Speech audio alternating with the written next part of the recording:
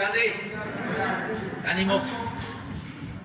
No vamos a exponer mucho para que tengamos tiempo para el diálogo circular. A ver, ya empezamos. Y vamos con Laura. Sí, con Laura. Sí, bueno, entonces, por favor. Buenos días, compañeras, compañeros. Señor presidente, con su permiso, este es el quién es quién en las mentiras de la semana del 17 de agosto del 2022. Vamos con la primera. Inventan fuentes para justificar notas falsas, pero quedan en ridículo. Medios como Reforma, Expansión Política y La Política Online, además de columnistas del Universal, reaccionaron ante el anuncio del relevo en la Secretaría de Educación Pública y se lanzaron con notas falsas y trascendidos que citaban supuestamente fuentes confiables de Palacio Nacional. Y dizque súper cercanísimas al presidente de la República. Bueno, pero puras mentiras. Según estos medios que aseguraban decir la verdad más verdadera, la próxima secretaria de Educación sería, oiga usted, es una lista: Alejandra Fraustro de la Secretaría de Cultura, Elena Álvarez Bulla de CONACYT, Raquel Sosa, directora de las Universidades del Bienestar Benito Juárez, la científica Rosaura Ruiz. Pero el extremo, como siempre, se lo llevó Templo Mayor de Reforma, que usó la expresión "no somos iguales", en torno burlón para decir que sería la esposa del presidente de la República. La verdad es que se trató de especulaciones disfrazadas de información. La nueva titular de la SEP es la maestra Leticia Ramírez. Es una mujer comprometida y trabajadora y con experiencia en la docencia, pero también en la función pública. Será la segunda maestra que ocupe el cargo, junto con la maestra Delfina Gómez. Una vez que se dio a conocer este nombramiento de nuestra querida Leti Ramírez, quien al frente de Atención Ciudadana de la Presidencia de la República demostró una profunda sensibilidad social y su vocación de servicio. A los conservadores, pues eso no les gustó. Que una maestra ocupe nuevamente la titularidad de la SEP. Se ve que extrañan a personajes como Otto Granados, Emilio Chafet, Aurelio Nuño, Josefina Vázquez Mota o alguno de los 7 abogados o 2 economistas que fueron nombrados durante el periodo neoliberal, muchos de ellos acusados de corrupción y que impulsaron la privatización de la educación, la mal llamada reforma educativa, que más bien fue una reforma laboral. No cabe duda que estos personajes desprecian que se atienda al pueblo. Por eso no les gusta que las organizaciones, sindicatos y ciudadanos vengan a Palacio Nacional y sean atendidos por sus demandas, como nunca antes había ocurrido en ningún otro gobierno. Pero ese es su nivel y dejamos que usted juzgue.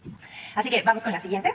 El economista del ITAM, que usó al movimiento obradorista para incrustarse en el gobierno de Peña Nieto y que no le importa mentir con tal de descalificar al gobierno del presidente López Obrador. Mario de Constanzo, amigo de Luis Videgaray, difundió una mentira a través de su cuenta de Twitter, pero eso ya es una costumbre para él. Miente para destacar en la oposición y se monta en todas las tendencias para figurar. El 12 de agosto pasado, el exdirector de la Conducef publicó que la aerolínea Volaris cancelaba los vuelos hacia Ciudad Juárez. Nunca citó fuente ni atribuyó a nadie más el dislate. ¡Qué manera de desinformar! Pero lo que no esperaba Mario de Constanzo es que la misma empresa lo desmintió, respondiendo que los vuelos estaban operando con normalidad. ¡Qué oso! Pero para la otra le recomendamos al señor de Constanzo verificar mejor lo que publica, porque si no, además de racista, conservador y neoliberal, queda como mentiroso. Y bueno, hasta aquí está, pero vamos con la siguiente. Esta fue una petición y como lo pidió, aquí está. La conductora de noticias, Pamela Cerdeira, publicó un tuit llamando a que la nombráramos en la sección ¿Quiénes quieren las mentiras de la semana? Nos publicó por medio de Twitter: oye, Liz Vilchis, ahí te va una para el ¿Quiénes quieren las mentiras? La primera gráfica la publicó Jesús Ramírez hace ya varios días. La segunda gráfica la mostró López Obrador hoy. En la gráfica de hoy aparecen menos homicidios en 2021. ¿Resucitaron a más de 2,000 personas? Se preguntan. Pero le explicamos. No resucitaron a nadie, es falso lo que está diciendo. La gráfica del lado izquierdo, que vemos aquí en la pantalla, fue publicado por el vocero de la Presidencia de la República el 26 de julio pasado. Toma como fuente de información los datos publicados por el INEGI dentro del informe de estadísticas vitales correspondientes a las cifras preliminares de 2021, en las cuales se informa que la cifra total de homicidios dolosos para el año 2021 fue de 35,625, tal y como lo muestra la gráfica presentada. Clarito. Por lo que respecta a la gráfica presentada por el presidente, como se puede leer en la nota al pie, no nada más en la que presentó el presidente, sino también el vocero, los datos 2021 corresponden a cifras proporcionadas por el Secretariado Ejecutivo del Sistema Nacional de Seguridad Pública, ya que al momento de la elaboración del mismo aún no se publicaban las cifras preliminares del INEGI. Es decir, la diferencia de más de 2,000 homicidios dolosos que se menciona corresponde a una diferencia de la fuente de información, misma que se expone claramente en las notas al pie de ambos gráficos. Este gobierno trabaja incesantemente por erradicar la corrupción y combatir la inseguridad. lo que se refleja en datos duros, publicados por las instancias correspondientes y retomados en esta conferencia de prensa para informar al pueblo de México sobre las labores y los resultados de la estrategia de seguridad. Y bueno, ahí está la respuesta, pero vamos con la siguiente y última nota. Es muy importante. Mega campaña para generar percepción de violencia generalizada e ingobernabilidad. A partir de los hechos de violencia ocurridos la semana pasada en algunos estados del país, en medios de comunicación y también en las redes, se desató una campaña difundiendo mentiras e información sensacionalista, con el propósito de generar una percepción de inseguridad, inestabilidad, ingobernabilidad, incertidumbre, miedo y de desgobierno. La oposición y sus aliados en los medios se dieron vuelo magnificando los hechos. No estamos minimizando la situación. Los hechos ocurrieron y hubo pérdidas dolorosas. Sin embargo, el gobierno de México, por instrucciones del presidente Andrés Manuel López Obrador, está actuando. El Gabinete de Seguridad trabaja en coordinación con los gobiernos de los estados y las fiscalías. Tras los hechos, se han detenido a los responsables de generar estos actos. Veamos este video publicado por Infodemia, iniciativa del Sistema Público de Radiodifusión del Estado Mexicano, ¿no? Encabezado por Genaro Villamil, donde se explica esta situación. Vamos con el video. Medios de comunicación nacionales magnificaron los actos de violencia que se registraron en algunos estados del país la semana pasada, haciendo uso de cifras oficiales de la totalidad de homicidios dolosos, mostrándolas como víctimas mortales de los lamentables hechos de violencia generados por el crimen organizado.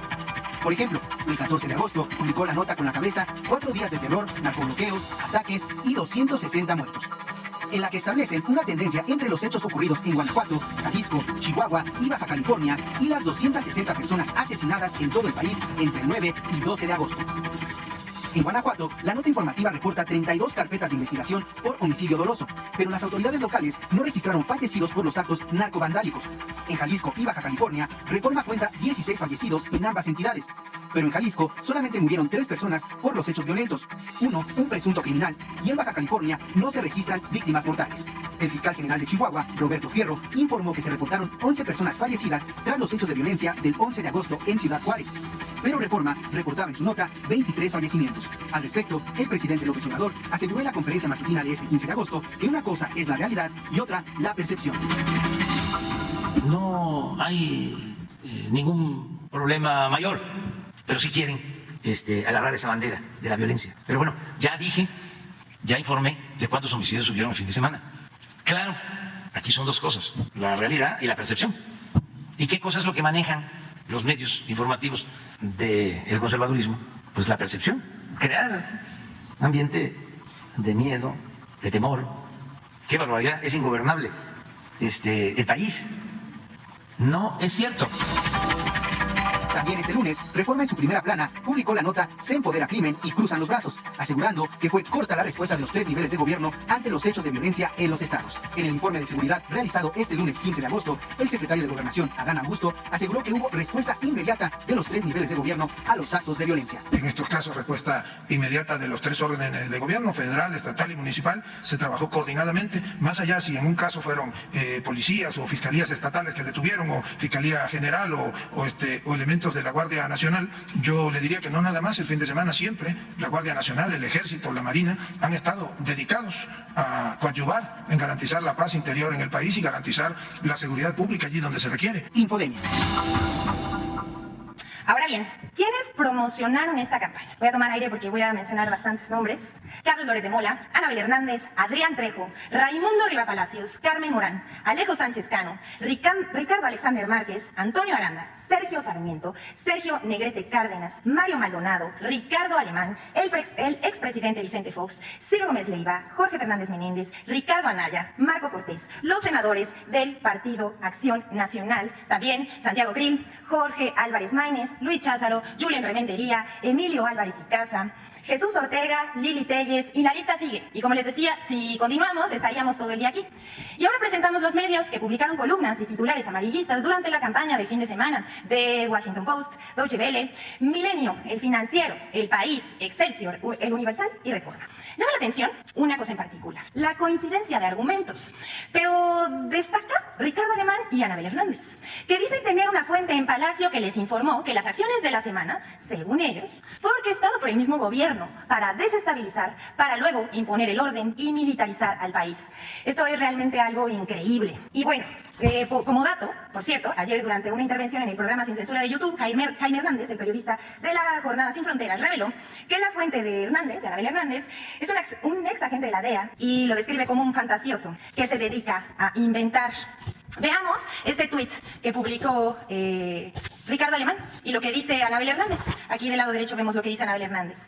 Una fuente de información muy cercana a Palacio y que ha sido muy precisa en consultas anteriores, me explicó una de las que yo llamaría una de las primeras hipótesis de la violencia coordinada. Se trata de crear la enfermedad para después darte la medicina, generar la crisis para dar una solución. Y añadió que se trata de una violencia que el gobierno asume tener bajo control para justificar la militarización total del país e incluso someter a la oposición. Es una especie de extorsión orquestada entre miembros del gobierno federal y el crimen organizado. Ahí lo ven, que se parece mucho al argumento de Ricardo Alemán. Publica en su Twitter, última hora, extra. Me dice una fuente de Palacio que el terrorismo en Jalisco, Guanajuato, Chihuahua y Baja California fue ordenado por López Obrador a sus aliados del crimen organizado. La estrategia de incendiar el país y justificar la militarización decretada por AMLO. ¿Lo dudan? En fin. Por último, todo esto forma parte de una campaña para influir en la percepción del pueblo. Pero la mayoría de la gente ya no se deja manipular. Este país ya cambió, menos la oposición conservadora, que menos allá no tiene remedio. Y aquí se lo dejamos. Hasta aquí la sesión de hoy. Muchas gracias. Es cuanto, señor presidente.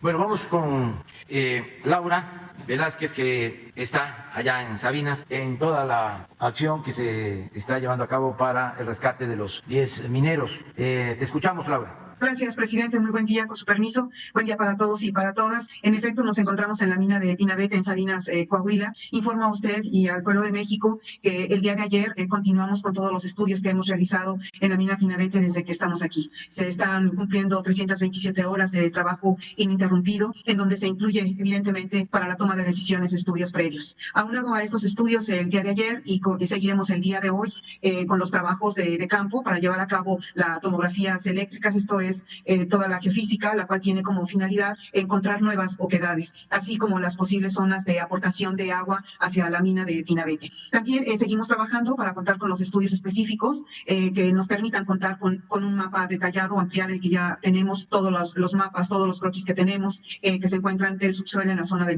la mina. Se contará con el producto final en el transcurso del día de hoy y de mañana. Por parte de la Secretaría de Relaciones Exteriores, establecimos contacto con dos compañías, una de Alemania y otra de Estados Unidos, con la idea de que puedan validar todas las acciones que hemos realizado. Es decir, señor presidente, estamos atendiendo una solicitud de las propias familias de los mineros. Sin embargo, nosotros creemos que es muy importante tener una segunda opinión. Para nosotros es fundamental que validen que todas las determinaciones que han tomado este equipo de especialistas de ingeniería son las correctas y que vamos por muy buen camino. Así lo hemos adelantado.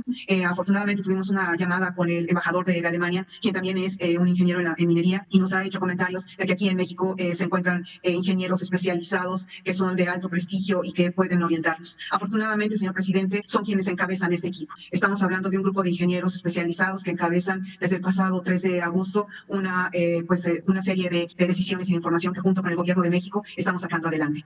Vamos por buen camino, señor presidente. El día de hoy la empresa de Estados Unidos se incorporará a los trabajos. Vamos a ver cuál es la opinión de ellos. Con quien tuvimos la práctica de ayer fue con Alemania y vamos a compartir información para que nos den una segunda opinión. Asimismo, señor, platiqué con la secretaria de Trabajo. Se está convocando a nuevos trabajadores para ayudarnos en acciones precisas de bombeo y de acciones de extracción de agua. De manera inmediata también nos comunicamos con el director general de Petróleos Mexicanos, con el ingeniero Octavio Romero, quienes iniciaron el apoyo de combustible, de diésel y de gasolina indispensables para mantener operativas toda la maquinaria y los vehículos que apoyan de manera permanente a las acciones del bombeo. El día de ayer ya se proveyó de 2.229 litros de combustible. Asimismo, también es muy importante resaltar que dentro de todas estas actividades que encabeza fundamentalmente la Sedena, también se suman a ellos desde el pasado 5 de agosto la Secretaría de Marina. El día de ayer realizaron vuelos de dron con la idea de obtener modelos digitales del terreno, así como fotografías de alta resolución para elaborar planos de ubicación general. Sin lugar a duda, la aportación de Conagua, que lleva a cabo de manera permanente el muestreo de la calidad del agua y los parámetros de campo en pozos. Los niveles de agua al interior de la mina de Pinabete se han equilibrado junto con la mina de Conchas Norte. Tenemos el nivel actualizado a las 6 de la mañana y es en el pozo 2 de 36.8 metros, pozo 3 39.3 y en el pozo 4 36.3. Hay que recordar que desde el lunes estos han sido los niveles equilibrados que mantenemos en la mina de Pinabete. El volumen estimado de agua desfogada desde el 3 de agosto es de 343.470 metros cúbicos. Además se tienen 13 bombas instaladas en 4 tiros de pozo y en 7 barrenos con una potencia total de 940 caballos y un gasto de 475 litros por segundo. Cuando se cuente con los resultados de este estudio geofísico, se va a ubicar con mucha precisión en dónde van a ir los barrenos para batir lo antes posible el tirante existente. Esta es la meta para esta semana. Seguimos trabajando, señor presidente, de una manera muy coordinada, de una manera ordenada y además muy cercanos a los familiares de nuestros mineros. Sabemos que para ellos son momentos difíciles, así es que personalmente estoy platicando con ellos por lo menos 2 veces al día, informamos de nuestras acciones, platicamos con ellos, se les está dando una atención digna como merece y además de mucho cariño. Eso sería todo, señor presidente, estoy a sus órdenes. Muy bien. Vamos, adelante. Ustedes tres compañeras atrás. 1, 2, 3. A las 6, vamos a ver. Ustedes 3. Buenos días, señor presidente. ¿Sí se oye? Buenos días, señor presidente. Buenos días, licenciada Vilch. Eduardo Esquivel Ancona, SDP Noticias.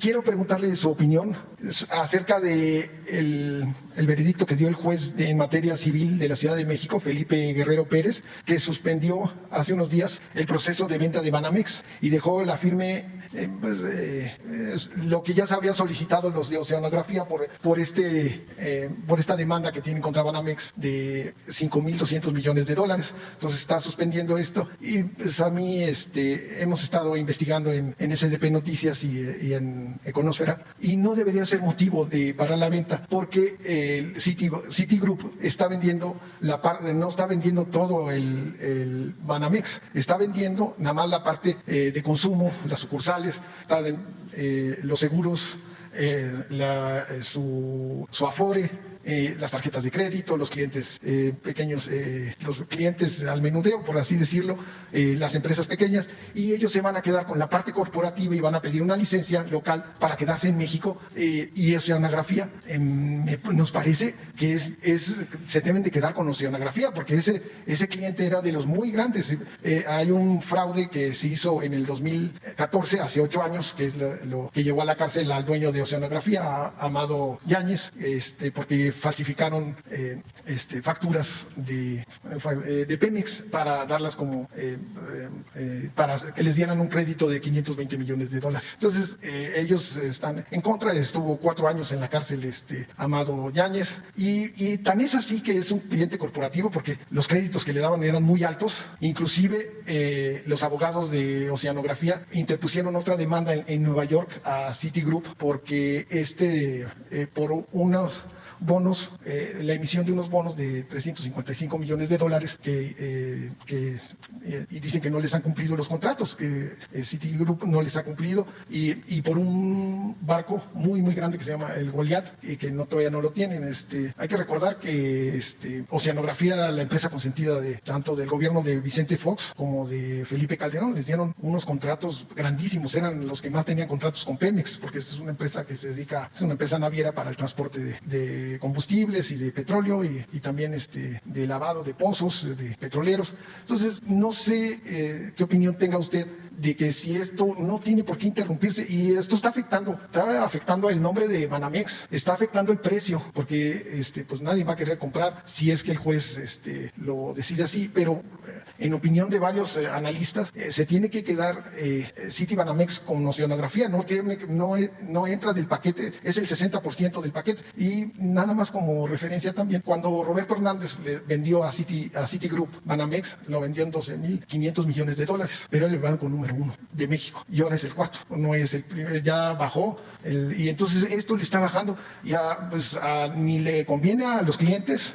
ni le conviene al gobierno porque pues, la venta significa recaudación de impuestos que no se pagaron cuando Roberto Hernández vendió la Citigroup. Esa sería mi primera pregunta. Sí, pues yo tengo información que sí existe este amparo, pero todos los, ahora sí, especialistas en derecho sostienen lo mismo que estás planteando, que no hay fundamento y que no va el Poder Judicial detener el proceso de compraventa de Banamex. Eso continúa, tengo información, su curso normal, se está avanzando, es muy bueno para el país porque ya aceptaron los que están vendiendo, en este caso Citigroup, acepta que tengan preferencia los inversionistas mexicanos. Fue una de las sugerencias nuestras, que ese banco quede en manos de inversionistas mexicanos. Banamex, por su historia y porque con el periodo neoliberal prácticamente desapareció la banca de México y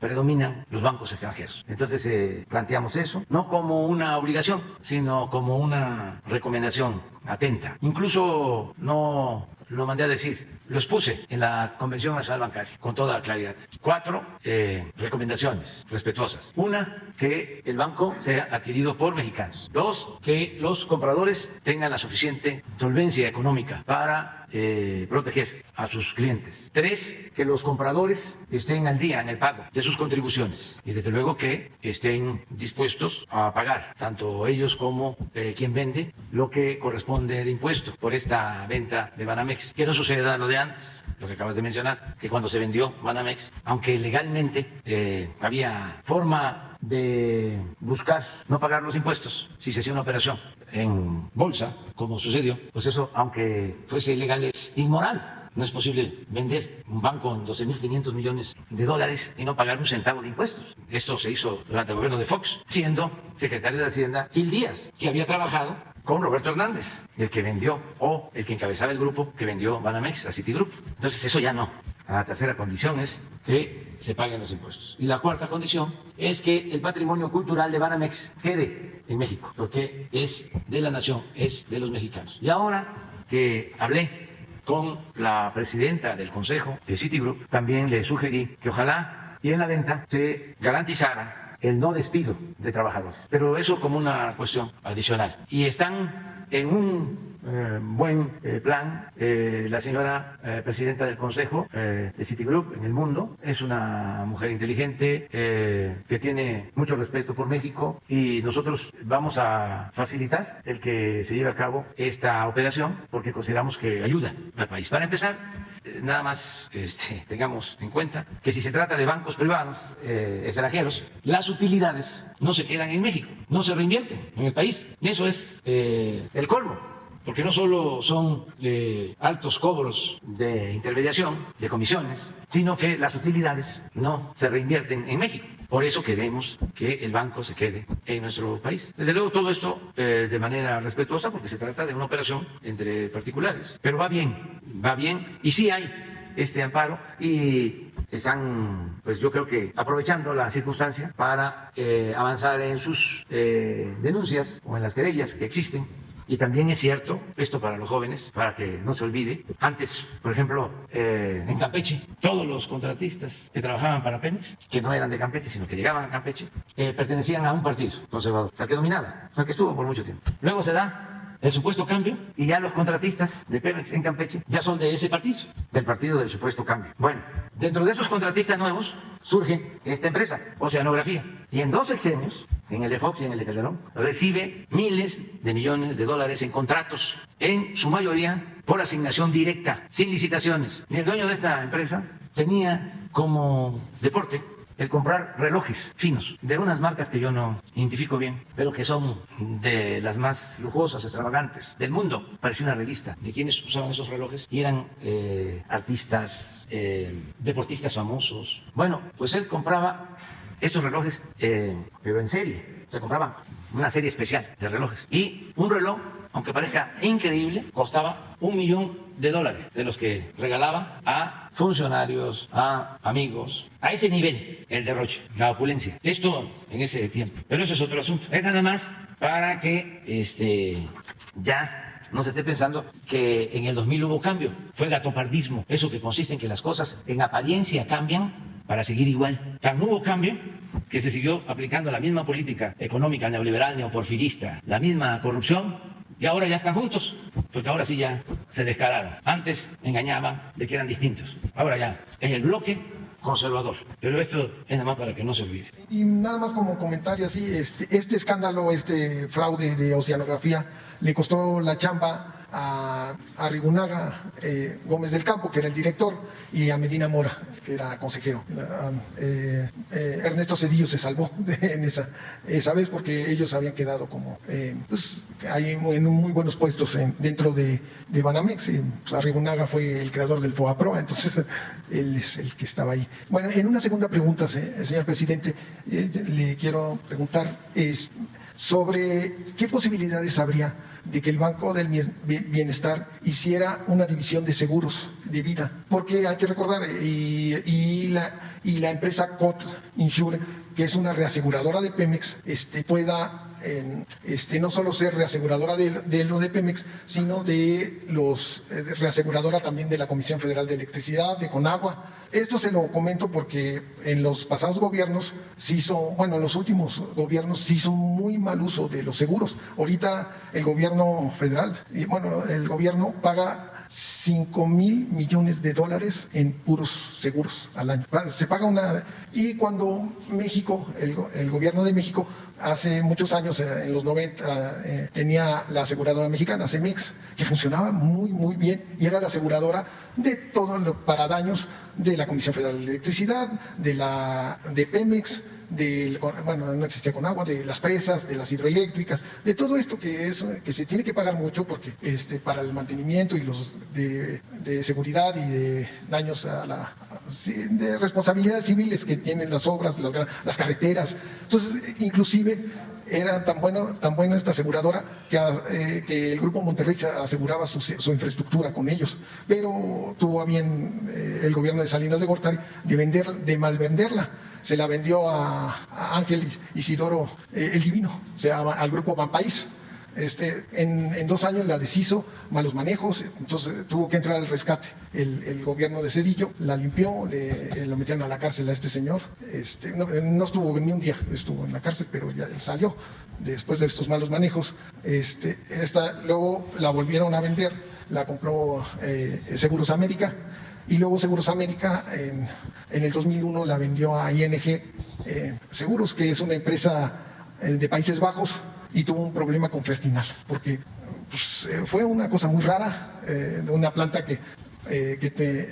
Fertinal es de lo que se privatizaron, de lo que usted tanto ha hablado, de que antes eran de Pemex y las vendieron, las plantas de fertilizantes. Entonces había una planta en Baja California Sur, vino un huracán, pero eran condiciones muy raras, no quisieron, se negaba a pagar la prima ING. Un juez determinó que sí, y fue tan mal sabor de boca dejó ese proceso que ING decidió vender a AXA sus acciones, y después, pero en el 2007, y se fueron de México. Ya no quisieron estar en México porque no querían ese clima de corrupción, se les hacía un clima de corrupción, en el 2008 se fueron de México. Entonces, esto que se tiene, y luego Vicente Fox, el gobierno de Vicente Fox, vendió Seguros Hidalgo. Seguros Hidalgo era también del gobierno, la privatizó, la vendió a MetLife y a una empresa americana de seguros, y era una empresa que no le costaba, al contrario, le daba,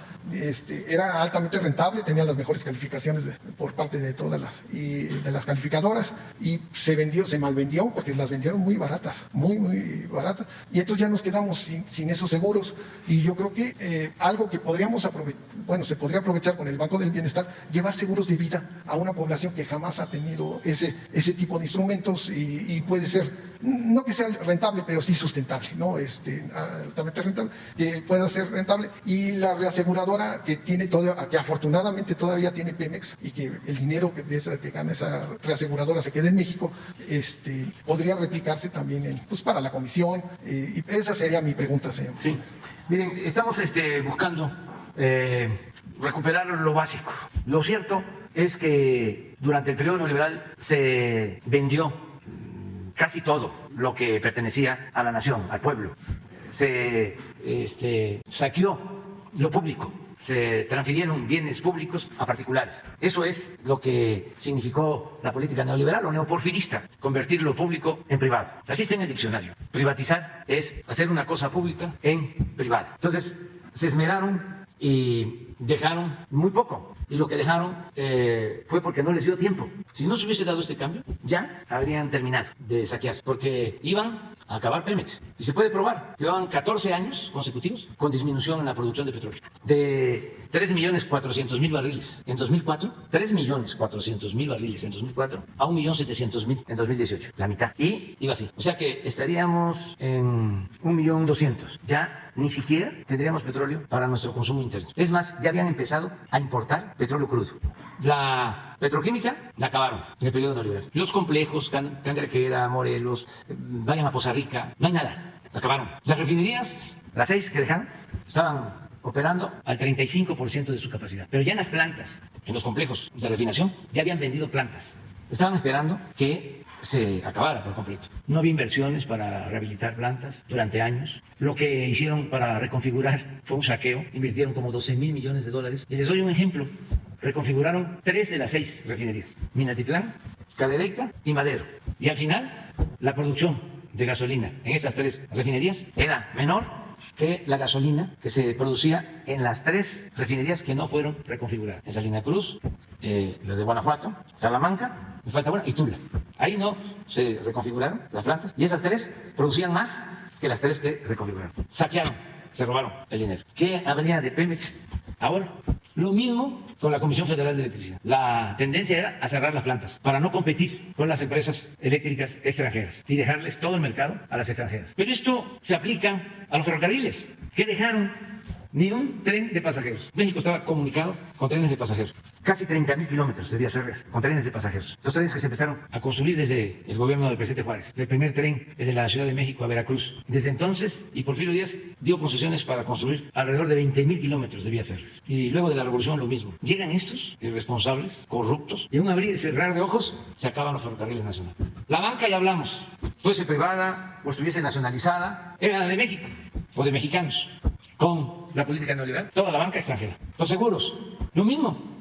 ¿Cuánto paga de seguros el gobierno? Muchísimo dinero. Y esto no lo descartamos, porque no nos vamos a meter en todo. Pero podemos ahorrar y tener una aseguradora. Y eso no es tan complejo. Claro que para los dogmáticos del neoliberalismo esto es un sacrilegio, pero pues voy a ofrecer disculpas, ¿no? Lo mismo el Banco del Bienestar. Un banquero de estos muy conservadores me mandó a decir que no estuviese yo pensando que echar a andar un banco era construir casitas. Hacía referencia a la construcción de las sucursales del Banco del Bienestar. Claro que no es construir casitas, que por cierto no son casitas, son muy buenas sucursales. ¿Saben cuánto cuesta una sucursal del Banco del Bienestar? La construcción, equiparla, 3.500.000, porque la están haciendo los ingenieros militares y se está haciendo con honestidad. Si esto se hiciera en el sistema de corrupción que había, que prevalecía, ni estuviesen las cerca de 2,000 sucursales que vamos a tener ya a finales de este año, equipadas. A mediados del año próximo tenemos ya 2,700 y con las que ya existían vamos a tener 3,000 sucursales del Banco del Bienestar en todo el país, en las zonas más apartadas. ¿Qué creen que nos está costando? Más trabajo. Volvemos a lo mismo. El Internet, porque también se privatizaron las comunicaciones. Todo el sistema de telecomunicaciones se privatizó. Les comentaba que se llegó al colmo de que el Instituto de las Telecomunicaciones, el IFETEL, es el que da los permisos y el presidente de la República no puede promover la creación de una empresa pública sin fines de lucro para que haya Internet gratuito en la Ciudad de México. No puede, porque eso puede significar competencia desleal, monopolio. Se puede convertir el gobierno en un agente preponderante cuando los que controlan las telecomunicaciones pues son agentes preponderantes, pero crearon este mecanismo para protegerlos y para atar de pies y manos al poder público, al que representa al pueblo. Pues todo esto lo estamos enfrentando y claro que va a haber banco de bienestar con buen servicio, con internet, hasta en los pueblos más apartados. No, llegamos incluso a pensar la posibilidad de que el gobierno, la nación, fuese dueño del 51% de las acciones y que el 49% quedara en manos de particulares. ¿Por qué? Por lo mismo, porque imagínense, el gobierno maneja 7 billones de pesos de presupuesto. Un banco que tenga ese manejo de recursos, sin una exclusiva, sí, de manera preferente, pues tiene garantizado a un cliente importante. Y además, es sabido, eso lo pueden ustedes revisar en el internet, de que todos los bancos tienen utilidades, todos. Y son de los que más utilidades tienen. Están entre las 5 grandes corporaciones que obtienen más utilidades anuales. Entonces, no hay pierde. ¿Por qué no lo hicimos? Sí, es importante todo esto plantear, porque ya no tengo tiempo, ya participar en algo así requiere de más tiempo para dejar consolidado un banco mixto con participación mayoritaria del gobierno. Teníamos que convocar a inversionistas nacionales,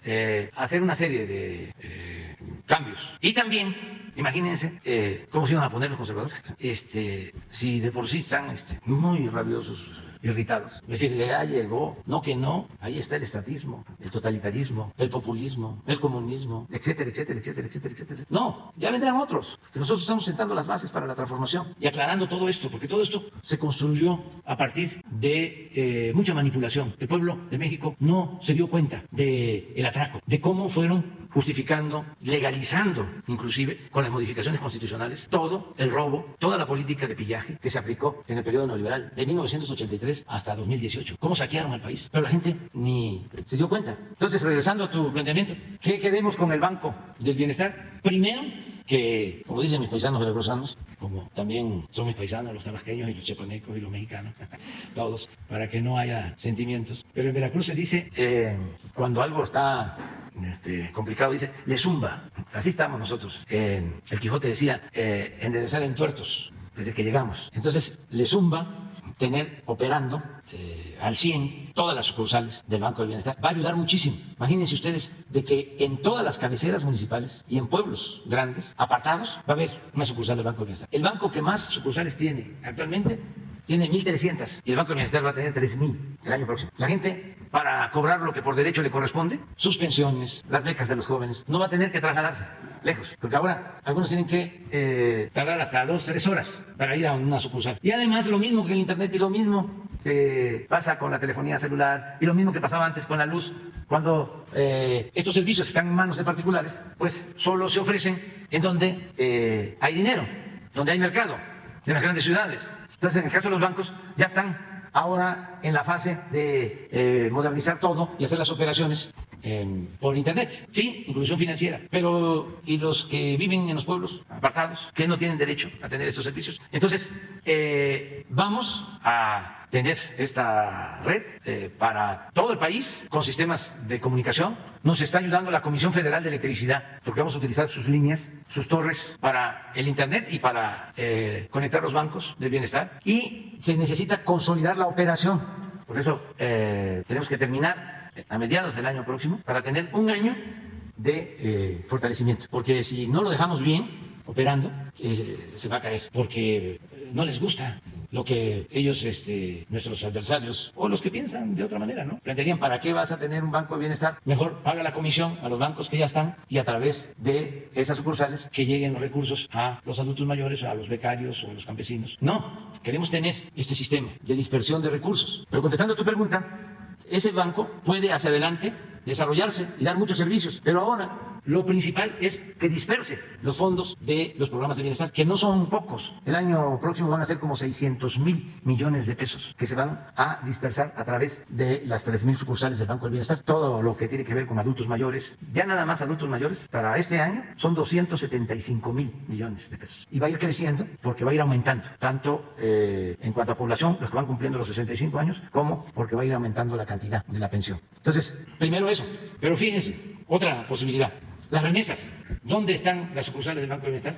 Pues a dónde llegan las remesas. Pero no podemos todavía. Luego, desde lo que tú planteas, incluso solo bajar por ahí la nómina para el pago de maestros sería importantísimo. Pero estamos poco a poco consolidando estas fases. Pero tu pregunta es muy buena. No se trata de que el Estado asfixie la iniciativa de la sociedad civil, pero tampoco se trata de que el Estado sea un facilitador de actos de corrupción, que solamente se dedique a facilitar el que se hagan jugosos negocios al amparo del poder público, o que el Estado solo funcione cuando se necesite rescatar a los sistemas particulares en quiebra, como el FOBAPROA. Ahí sí necesitamos al Estado, pero que el Estado no se meta en planear el desarrollo. Eso le corresponde al mercado. Que el Estado no se meta en ayudar a los pobres. No les des un pescado. Enséñalos a pescar. Sí, pero no hay agua y no hay pescado. Y el Estado tiene que cumplir con su responsabilidad social. ¿Cuál es la función principal de un Estado democrático, social, de derecho? Garantizar el bienestar del pueblo. Ahora lo estamos viendo con mucha claridad con lo del agua. Miren el desastre que hicieron durante el periodo neoliberal. Entregar concesiones a diestra y siniestra hasta en el desierto, porque había que poner plantas cerveceras, porque había que hacer negocio vendiendo cerveza en el extranjero. Ya aquí lo dijimos. México es el país que más cerveza exporta en el mundo. ¿Cuánto? Eso para tarea. ¿Cuántos litros de agua se requieren para una caguama? Ahí se lo dejo de tarea. ¿Mande? ¿Cuántos bancos se han rechazado por ideología partidista? No entiendo. Sí, o sea, no concuerda con lo que usted está planteando sobre la creación de los nuevos bancos del Estado. ¿Cuántos bancos han rechazado a lo mejor presidentes municipales, incluso hasta gobernadores? No. La gente quiere los bancos y también las autoridades locales están ayudando. Nos faltan como 200 terrenos para los 2.700. ¿Saben qué nos cuesta más trabajo conseguir? ¿Qué nos cuesta más trabajo conseguir? Los terrenos para la Guardia Nacional. Aunque parezca increíble, no les gusta a algunos que se ponga un cuartel de la Guardia. Tengo, por ejemplo, en la memoria, ¿cómo se llama el municipio que está? Villa Ahumada. Villa Ahumada, que está entre Juárez y Chihuahua. Que por cierto, bueno, ahora no lo puedo decir porque si no vamos a terminar más temprano. Porque son los burritos más sabrosos. Bueno, pero ahí en Villa Ahumada, mucha gente de Chihuahua a lo mejor no sabe que lo de Villa Ahumada, a ver, busca, era un militar, Ahumada, que estaba antes de Terrazas y de los Krill, y era hombre de confianza de Porfirio Díaz. Antes de que Porfirio Díaz estableciera comunicación con Miguel Ahumada. Fue 2 veces gobernador de Chihuahua. Fue al principio y hablaba muy mal de Terrazas. En la correspondencia le decía a Porfirio, este hombre es muy ambicioso, ¿no? Terrazas. Ahumada era militar, creo que de Jalisco. Y también de Jalisco, sí. Y por eso es Villa Ahumada. Bueno, ahí no querían que se instalara un cuartel de la Guardia. Por algo será, como dicen en mi pueblo. Pero al final las autoridades locales ayudaron y ya está el cuartel de la Guardia. Lo inauguré. Fui precisamente por eso, allá, a Villa Ahumada. Y así en otros lugares. Qué bien que me preguntan, porque aprovecho para decirle a los presidentes municipales, exhortarlos respetuosamente a que nos ayuden a terminar de tener todos los terrenos para la construcción de los cuarteles de la Guardia y los terrenos para la construcción del Banco del Bienestar. Los comandantes de zona, de región, tienen esta tarea y nos están ayudando, comandantes de la Defensa Nacional, porque quienes están construyendo y nos han ayudado mucho, tanto los cuarteles como las sucursales del Banco del Bienestar, son los ingenieros militares. Entonces ahí vamos, caminando. No hay mucha oposición. Vamos a avanzar, vamos a terminar. Ya llevamos, este año, de a finales, porque implica tener los cajeros, el equipamiento y el internet para poder hacer las operaciones. Entonces, este año a finales van a ser 2.000 ya y no podemos pasar de mediados del año próximo para tener toda la red del Banco del Bienestar, que va a ayudar mucho. Presidente, Omar Niño, de San Luis Potosí, de Noticias. Hablando de este tema de la Guardia Nacional, yo le quiero hacer una pregunta al respecto de que en San Luis Potosí contamos desde el 2010 con las instalaciones de la academia, que antes era de la Academia de la Policía Federal. Eso le costó mucho dinero al país y en su momento pues, fue considerada una academia de élite. En 2014 se le meten otros 200 millones de pesos y se reinaugura. Mi pregunta es, en estos momentos ya no se ven en San Luis Potosí a los cadetes como antes se veía que se estaba capacitando ya la Policía Federal. ¿Cuál es el proyecto que se tiene, que se está haciendo ahorita con esta escuela? Porque además está muy bien ubicada. ¿Cuál es el proyecto que se tiene con esta academia en estos momentos y a futuro? No, todas las instalaciones. La Policía Federal prácticamente no hizo cuarteles durante todo el tiempo. No habían instalaciones para la Policía Federal. Los hospedaban en campamentos, en hoteles. Ahora hay 240 instalaciones aproximadamente. A ver cuántas instalaciones hay de la Guardia Nacional. Y van a ser 500. Ese es el plan. A ver si no nos permite, nos manda el general secretario el mapa de lo de la mañana sobre la Guardia, para que vean cómo está. Y tenemos ya 19 estados de la República, 241 cuarteles construidos. Bueno, eso nunca se había visto. Y lo que se había realizado de construcción durante la Policía Federal, más que nada, era para, en algunos casos, escuelas y en otros, instalaciones para la Policía de Caminos. ¿Hay posibilidad que esta academia, porque tiene muy buenas instalaciones, sí, hay la posibilidad que esta academia se convierta en un cuartel, sobre todo por la zona estratégica que representa San Luis Potosí? Esta academia está a la salida, hacia la salida de Zacatecas, y pudiera convertirse en un gran proyecto para la seguridad del centro del país. Sí, mira, por ejemplo, estas son las que están en proceso. Estas son las coordinaciones. Así estamos ahora. Se hicieron 150 en el 2019, 50 en el 20 y están en proceso, ya terminadas casi, la mayoría, 66. Estas son las coordinaciones. Y esto es por estado. Tú hablabas de San Luis, ¿no? Sí. Ok, 6. Pero va a ser el doble. Tenemos autorizados un presupuesto para la Guardia Nacional de 50,000 millones de pesos, porque el compromiso es conseguir la paz y vamos avanzando en ese sentido. Y nos ha ayudado mucho esta estrategia, porque si no se tuviese esta infraestructura de cuarteles en todo el país, no podríamos. Yo les comentaba, cuando entramos al gobierno, el Ejército y la Marina tenían 300,000 elementos. La Guardia Nacional significa 115,000 adicionales, a los que además ha ido incrementando tanto Marina como Defensa. Hemos incrementado el número de elementos para la seguridad pública como en 30%, y va a aumentar más, y sobre todo las instalaciones, porque regresa el plano, ya las que faltan, que ya tienen también contemplado presupuesto, van a ser cuarteles y también unidades habitacionales para los elementos, las familias. Entonces, esta es una infraestructura. Les doy un dato importante. Hay 19 estados de los 32 del país en donde hay más elementos de la Guardia Nacional que policías estatales. Entonces, por eso los resultados que se están obteniendo, aún cuando fue difícil. Vamos a adelantar unos datos.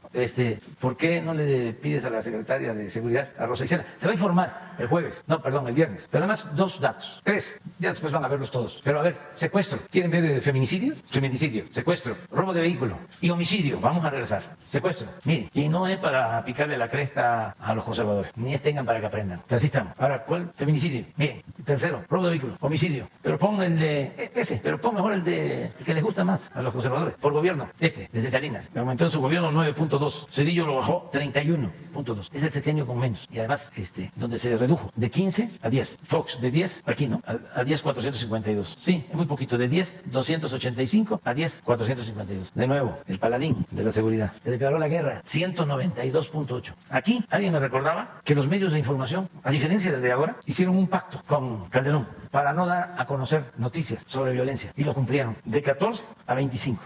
Sí, perdón, es acá. Sí, de 8 a 25. Peña, 23, nos lo dejó en 36, 59. Nos costó, porque miren cómo iba. Y aquí apostaron nuestros adversarios de que ese iba a ser nuestro talón de Aquiles. ¿Se acuerdan que vino este periodista muy famoso, Jorge Ramos? Y aguantando, porque nuestra estrategia requiere de tiempo, porque es atender las causas. No es nada más lo coercitivo, es que haya mejores condiciones de vida, de trabajo, que haya empleo, que mejoren los salarios, que no se empobrezca el pueblo, que se atiendan a los jóvenes, que se moralice la vida pública. Entonces eso lleva trabajo. No es nada más pues el tener los elementos suficientes, las leyes severas, las amenazas de mano dura, no me va a temblar la mano. No, es, aunque no les guste, abrazos, no balazos. Es más inteligencia que fuerza. Bueno, y esta cifra del 21 fue del INEGI, acaba de darse a conocer, y aquí hay una disminución considerable. Porque 36,685, 36,625, ya habíamos bajado muy poquito, incluso aquí se ha ido arriba, aquí ya baja. Pero lo que llevamos de este año nos indica que vamos, hasta ahora es una variación del 10, pero calculamos que podemos llegar al 15% a finales de disminución. Entonces, ahí vamos, eso es. Y si tomamos en cuenta lo que planteas, vamos a ver dónde está esa academia, esa escuela. Correcto. Presidente, en una segunda intervención, mi pregunta es, la carretera 57, que es una de las vías de comunicaciones más importantes del país, que conecta la capital con los Estados Unidos, se ha convertido en un problema del tramo de la Ciudad de México, específicamente de Tepozotlán hacia San Luis Potosí. Y está preocupando a los inversionistas, sobre todo del clúster automotriz denominado Centro Bajío, porque son 371 kilómetros de esta carretera que en una velocidad promedio de 100 kilómetros por hora se tendrían que hacer 3 horas y media. Sin embargo, siempre se está rehabilitando, y a veces están rehabilitando trazos de tramos de 200 o 300 metros, y eso provoca que por lo menos se vaya el tiempo a 2 horas más. Y si hay mala suerte, porque yo la he manejado mucho tiempo, si hay mala suerte, ha habido ocasiones que hacemos 10 horas de San Luis Potosí a la caseta. Mi pregunta es, porque en esto nada más transportan lo que es del clúster automotriz, lo que es todas las armadoras que hay en nuestro país, sino también muchos alimentos perecederos que ya los empresarios están preocupados. Mi pregunta es si hay algún proyecto para que se rehabilite de manera estructural esta carretera, y si hay la posibilidad también que de Querétaro a San Luis Potosí se amplía 3 carriles, ya que además además de ser muy conflictiva en la cuestión del tráfico, hay muchos accidentes, porque prácticamente se hace una situación muy complicada porque es mucho el tráiler y los automóviles que pasan. Sí. ¿Hay algún proyecto para, antes de que acabe su mandato, de que se pueda hacer un cambio estructural de esta carretera? Sí, ahí hay tres cosas, ¿no? Primero, lo del mantenimiento.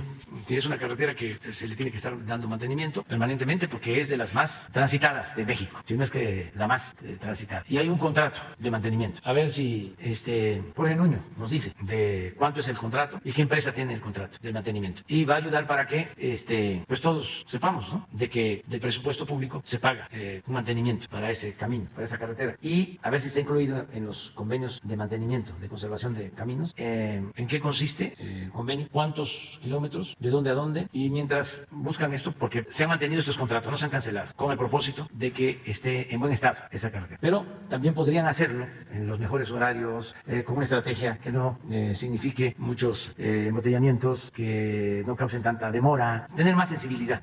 Eso es una. ¿Cree que haya la posibilidad de que se amplíe a Y 3 esa carriles? es la otra posibilidad, el que se logre, si hay una concesión, ampliarla o con recursos de presupuesto. Y la otra es el tren. Yo quiero dejar más de 2.000 kilómetros de trenes, de pasajeros, y funcionaría muy bien el tren. Además se tiene el derecho de vía en una buena parte de México, Querétaro, San Luis, incluso Querétaro, Guanajuato. Pero yo ya voy a dejar los proyectos, pero sí es necesario atender eso hacia adelante. Sí, Gracias, presidente. Muy Y bien. lo esperamos en San Luis Potosí. Tiene mucho que no va a la capital. Por allá los potosinos lo quieren ver. Sí, vamos a ir a San Luis. Y la Huasteca quiere mucho. La gente muy buena en el altiplano de San Luis Potosí y en la Huasteca.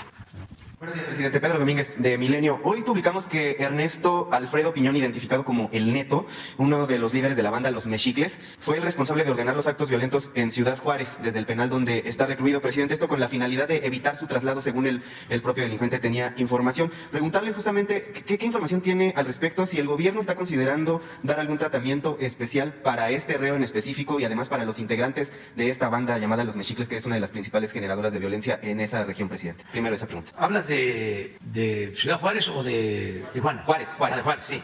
Sí, yo creo que puede haber algo de lo que tú estás comentando, porque el conflicto, precisamente, o el enfrentamiento, se da en el penal, ¿sí? Y en situación un poco extraña.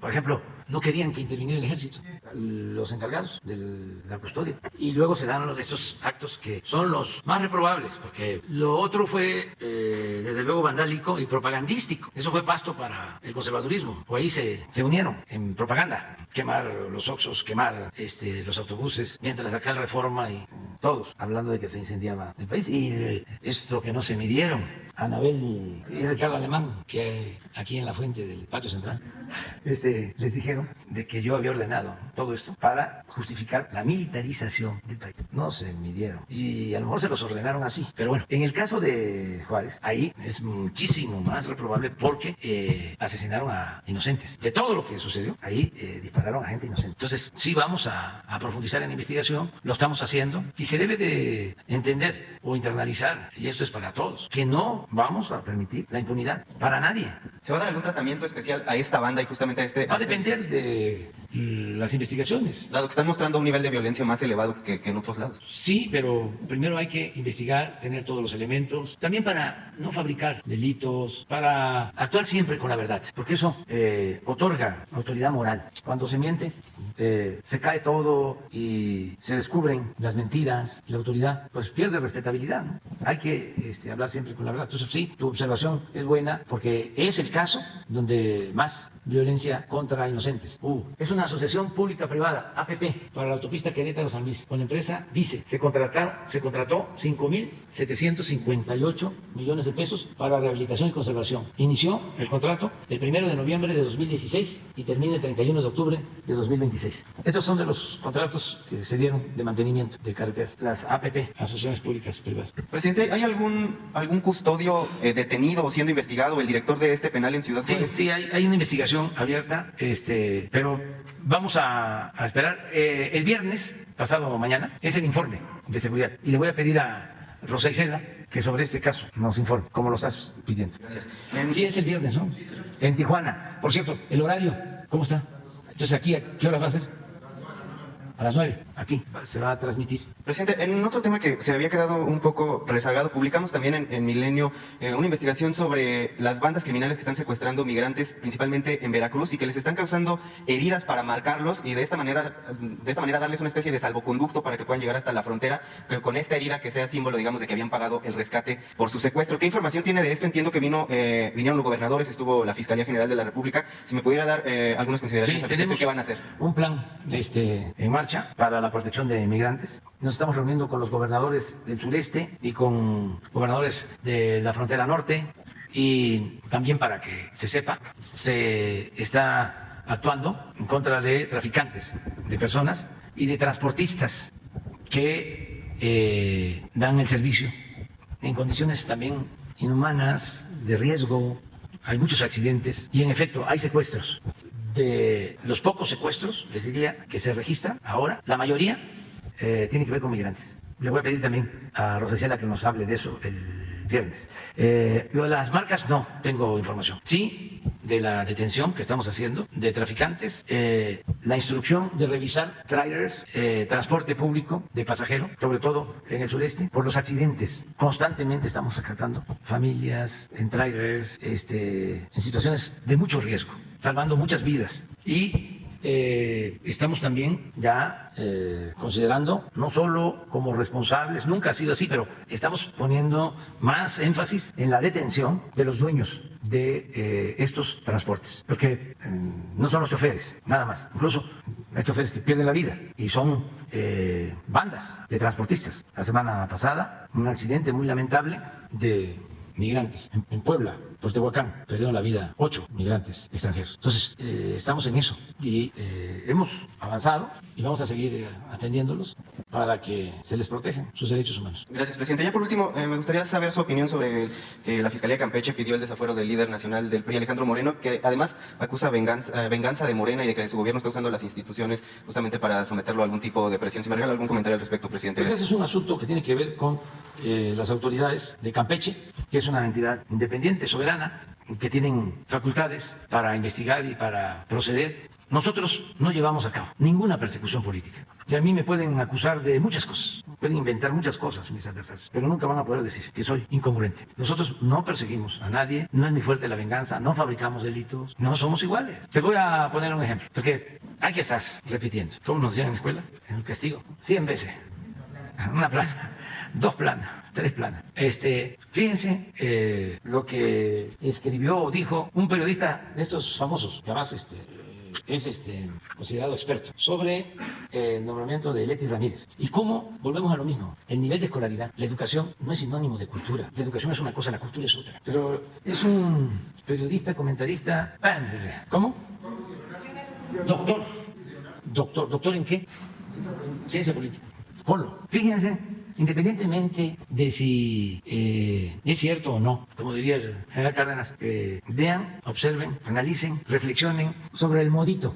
Ese es el problema del conservadurismo. No ese, bueno, son varios, pero son muy racistas, muy clasistas, discriminan, se sienten superiores. Pero este es interesante porque después de que lo escuchemos, quería ofrecer disculpas antes de que lo encuentren. ¿Ya lo están buscando? Bueno, les digo que yo soy orgulloso de Leti. Ven. Es una mujer excepcional, maestra de escuela, de aula, ejerció 12 años, se formó en una de las mejores escuelas de México, la Escuela Nacional de Maestros. Escuela Nacional de Maestros. Pero estuviste con la Chela. La escuela, la primaria. Sí. Manuel Bartolomé Cosío. De las mejores escuelas de este país. Sí, con el maestro Pepe. Exactamente.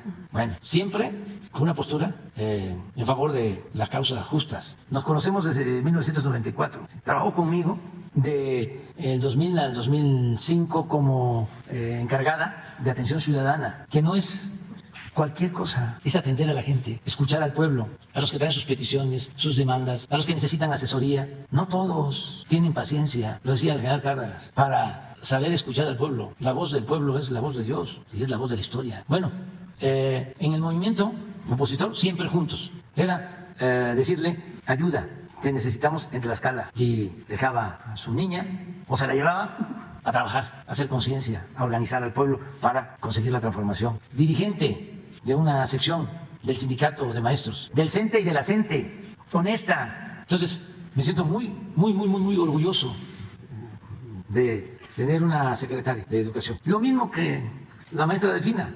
Lo que pasa que esto que van a escuchar, eso es la mentalidad que prevalecía. Tenían que ser fifís, los servidores públicos. Lo que pasaba en las cámaras, tenía que ser gente preparada, parlamentaria. ¿Cómo iban a llegar los campesinos? ¿Cómo iban a llegar los obreros? ¿Cómo iban a llegar los comerciantes? Los indígenas a cargos de representación popular. Ellos no podían ser representantes populares, tenían que ser los sabiondos. Todas estas rémoras, ¿no?, que venimos arrastrando, lamentables, y que se expresan y son por eso más viles en los doctores, en los supuestamente más preparados.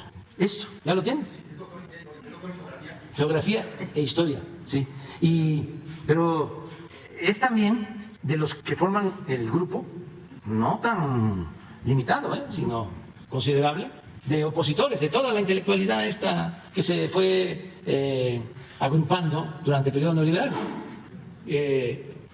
de todos los que legitimaban el régimen de corrupción, se quedaban callados. Y es importante también porque ¿en qué medio están? Canal 11. Hablan de que hay censura, somos autoritarios. Canal 11, para la gente, el Canal 11 es el canal del Politécnico, y en la organización de administración pública, el Politécnico depende de la SEP. O sea que, ¿cómo se llama el señor? Leonardo Curcio ya la libró, porque no se le va a tocar, no se le toca a nadie, ni menos a él, y ahí siguen, porque pues hay libertades. No. Es que no, es demostrar de que no somos iguales, de que no somos iguales y que no hay censura, nada más el derecho de réplica, porque ni modo que dejemos pasar esto, y ni siquiera es por el señor Curcio, es para mandar el mensaje a los jóvenes, porque nuestra labor es pedagógica, es de orientación, es de concientización, para que cada vez seamos mejores. Tener una sociedad mejor significa tener ciudadanos que respeten, que no sean clasistas, que no sean racistas, que no discriminen, que no humillen, que no se sientan más que otros. El poder es humildad. Aún siendo una eminencia, se debe actuar con humildad, no con prepotencia, y mucho menos ofender. A ver, ¿qué dijo el señor? ¿Ella quién es? Ah, también. Que han dicho ustedes. O sea, que el presidente confíe en un círculo amplio con el que ha gobernado, supone que está reclutando a técnicos. Se ha nombrado a Enrique Semo, secretario de Educación, a Luciano Concheiro, otros son gente del presidente, pero tienen credenciales para hacerlo. En este caso va y recluta entre los que lo ayudan, o sea, entre mi oficina directamente. Dice, a ver, este señor Villegas que me ayudaba se va de embajador a Rusia, esta señora que me atendía las llamadas se va de secretaria de Educación. O sea, yo no digo que nombre a María Amparo Casar secretaria de Educación o a Carlos Elizondo. ¿No tendría la competencia? No digo, bueno, es un decir, no, pero podría decirlo ya, ¿por qué no nombra a quienes están? Podría nombrar a muchos de la 4T que lo han acompañado y que tienen competencia técnica y un proyecto político, y aquí el nombramiento es, chicos, me tienen decepcionados. A mí los únicos que me gustan son los militares y los que están cerca de mí. De todos los demás... no la podría nombrar. Sí, y Leti es de primera, y que porque contestas el teléfono. Qué bueno. Qué bueno que contestas el teléfono, porque hay quienes no contestan el teléfono. Sí. Sí. ¿Pero qué dice de Enrique Semo? ¿Qué podrías haberlo nombrado? Ah, sí. Pero, miren. Muy bien. Se alcanza. ¿Dónde quedamos?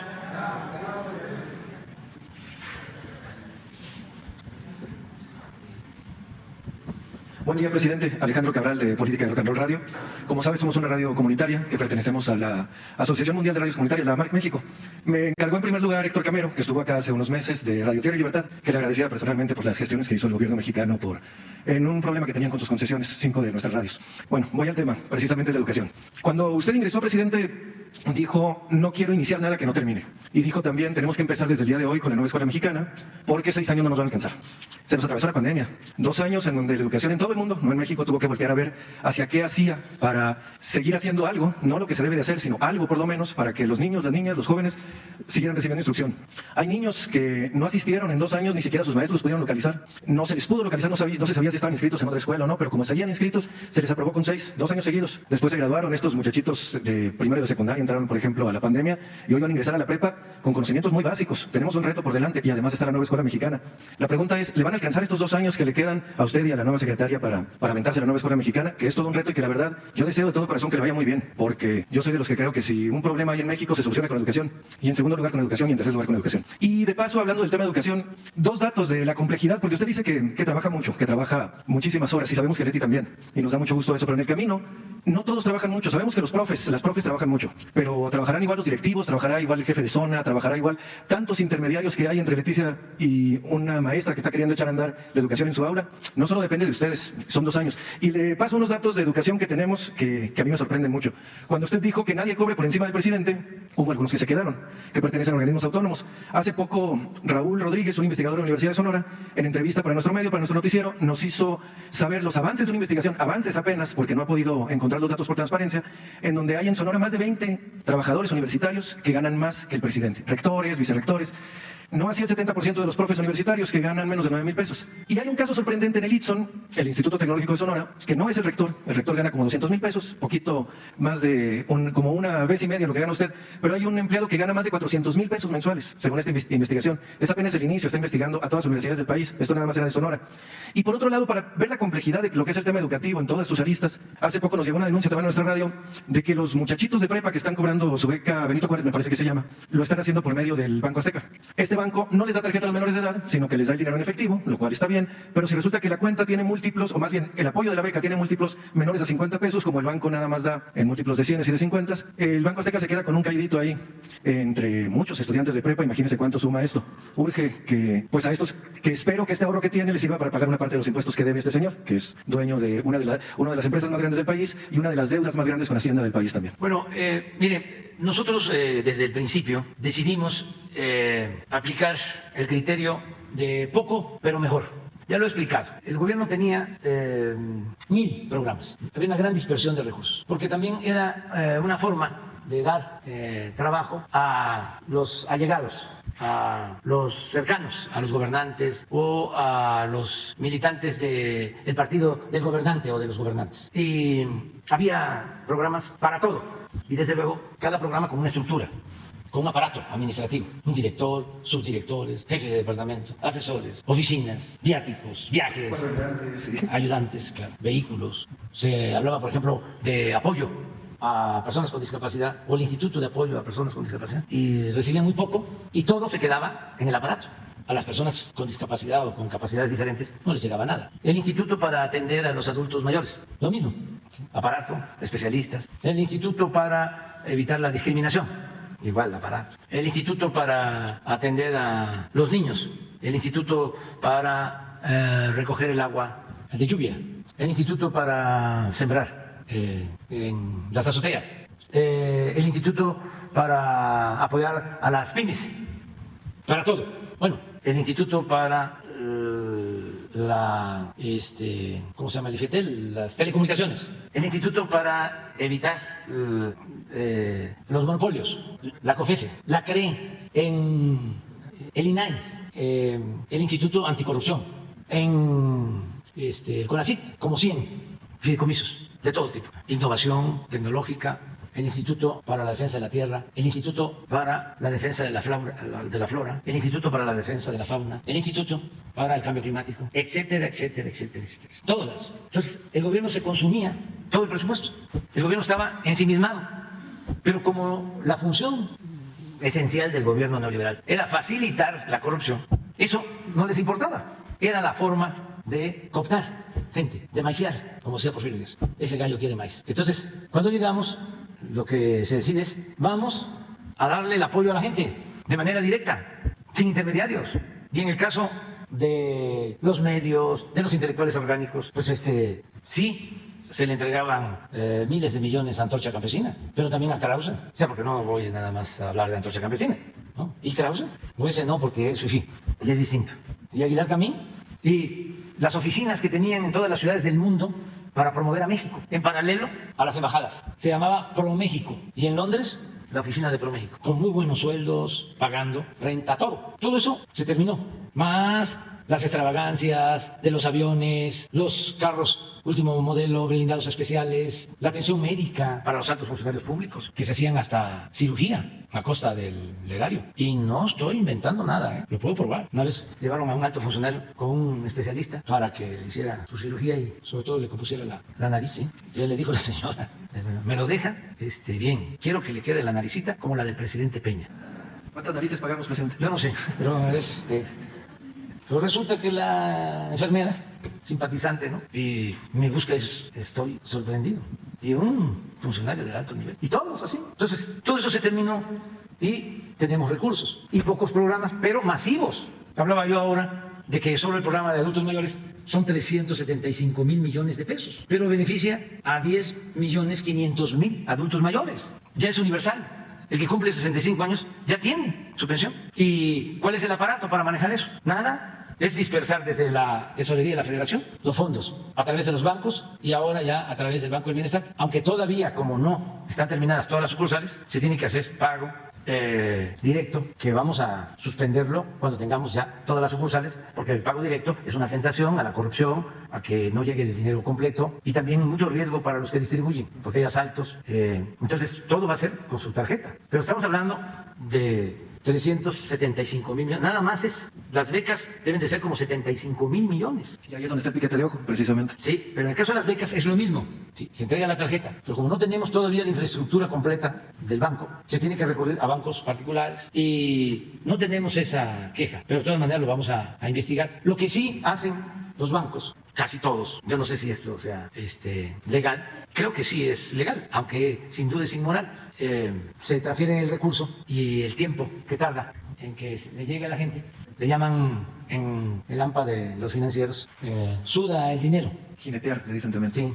Entonces, ahí aprovechan. Pero, por ejemplo, en el caso de la escuela es nuestra, ¿qué pasaba al inicio? Tardaban, ya estaba su dinero y la sociedad de padres de familia no lo recogía. Y yo preguntaba, ¿y por qué? Y eran dos razones. Una, porque se tardaban, porque en las comunidades también tienen sus tiempos, su manera de ser, y muy legítima, porque cada quien actúa de acuerdo a ciertas circunstancias. Aquí en la ciudad se camina más rápido, campo más tranquilo, un poco más tranquilo. Por eso yo cuando termine que me voy a jubilar, me voy para el campo, y al nivel del mar, porque vivir en el nivel del mar es mejor para los hipertensos que vivir en la altura. Bueno, entonces, ¿por qué se tardaban?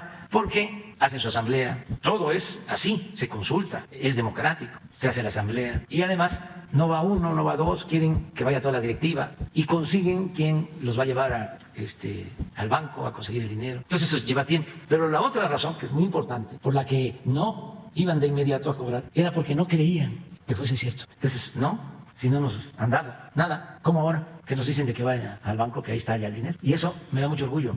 Porque siempre he dicho que hay gobiernos que dan y hay gobiernos que quitan. Y el gobierno nuestro da. O mejor dicho, le regresa al pueblo lo que es del pueblo. Pero ya para terminar te digo que lo que hacemos es, sin intermediación, que le llegue al pueblo, todo, de manera directa.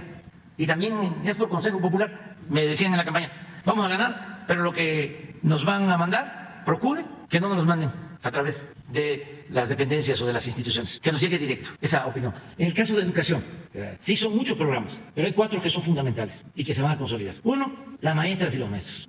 Tener con las maestras y los maestros una atención especial, respetarlos, no ningunearlos, no ofenderlos, porque sin la maestra, sin el maestro, no hay educación. Pero eso era un absurdo, lo de la llamada reforma educativa, quererla imponer. ¿Quién transmite el conocimiento en el aula? La maestra, el maestro. ¿Cómo iba a funcionar la supuesta reforma sin la participación de la maestra o del maestro? Porque la verdad no era que quisieran mejorar la educación, era un asunto ideológico y también económico, la privatización de la educación. Entonces, eso es lo primero, eso ya se está logrando y eso lo vamos a dejar bien consolidado. Y el nombramiento de Leti va en ese sentido, porque imagínense cómo, a diferencia de Curcio, ve el nombramiento de Leti una maestra de aula. Entonces es mi compañera, ella sí sabe lo que nosotros diario atendemos, cómo tratamos con los niños, con las niñas, porque tiene la experiencia.